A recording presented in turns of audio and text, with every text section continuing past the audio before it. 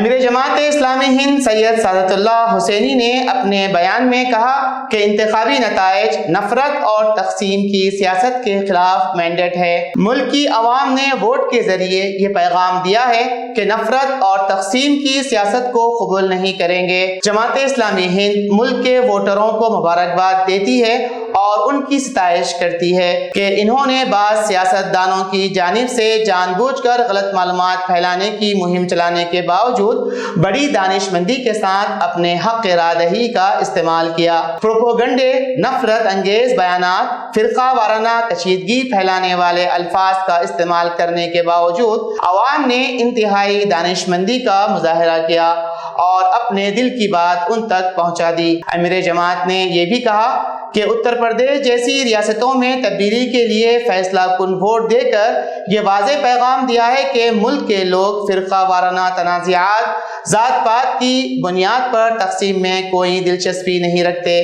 وہ تو ترقی اور سماجی انصاف کے خواہ ہیں۔ انتخابی نتائج میں تبدیلی والے کسان، پسماندہ طبقات اور مذہبی اقلیتیں ہیں۔ اس سے یہ ثابت ہوتا ہے کہ انہیں کوئی سیاسی پارٹی نظر انداز نہیں کر سکتی۔ سید سعادت اللہ حسینی نے کہا ہے کہ ہم امید کرتے ہیں کہ نئی حکومت عوام کے حقیقی مسائل جیسے معاشی پسماندگی، مہنگائی، بے روزگاری کو حل کرنے میں دلچسپی لے گی اور مذہبی و ذات پات کی تفریق کے بجائے تمام طبقات اور برادریوں کے لیے مساویانہ رویہ اختیار کرے گی۔